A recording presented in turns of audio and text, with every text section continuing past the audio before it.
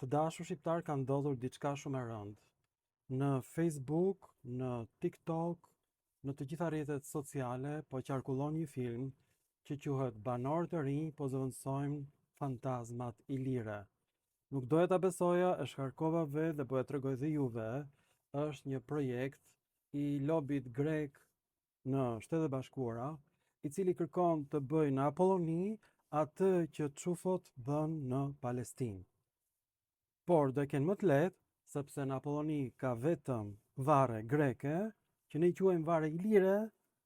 Nejtan Ceka ka nxjerr bashkë me Tijati dhe vajzën e tij në Tre Breza, të gjitha qytetet e lashta ilire që janë që të gjitha greke, dhe është bërë plani pra që aty të vinë njerëz që banojnë tashmë në Shqipëri, minoritarët do vendosen, do marrin të drejtat e plota të veçanta, pasardhës të ilirëve quhen tashmë, ose Hillyroi, ky është emri.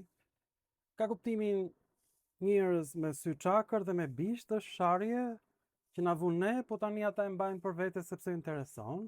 Apollonia është një emër abstrakt që do të thotë dritësia e Apollos, është emri pastër grek, dhe banorët flisin greqisht. Amfiteatri ishte grek, aty ka studiuar për herë të parë Octavian Augusti.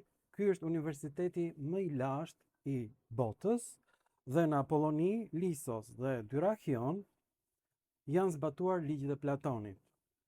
Përse quhet kjo gjuhë pellazge? Sepse në greqisht nuk ka kuptim fjala prytan. Në greqisht prytan do të thotë rektor universiteti, dhe Apollo ishte një vendi ku drejtori i bibliotekës, prytani, rektori i universitetit, zgjidhet konsulli i qytetit. Në greqi ky quhej archon, do të thotë gjykatës, ndërsa në ilirik ky quhet prytan, që do të thotë rektor.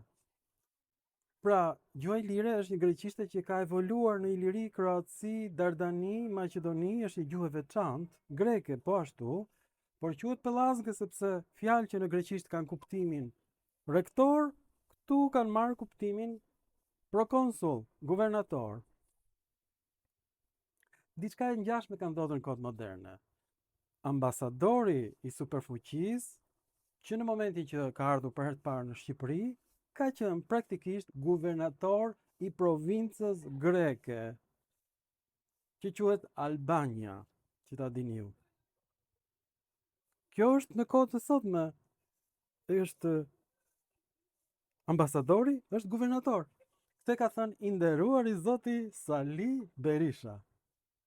E po, goja mjalto Sali Efendi, pas ke patur të drejtë. Këtë kemi bërë që në kohën e ilirëve ne kemi marrë rektorin dhe e kemi bërë guvernator. Shikoni filmin, do të çmendeni. Apollonia po rilind. Banorët e rinj po zëvendësojnë fantazmat ilire. Jeta po kthehet në rrugët e lashta, duke mbushur me frymë këtë qytet.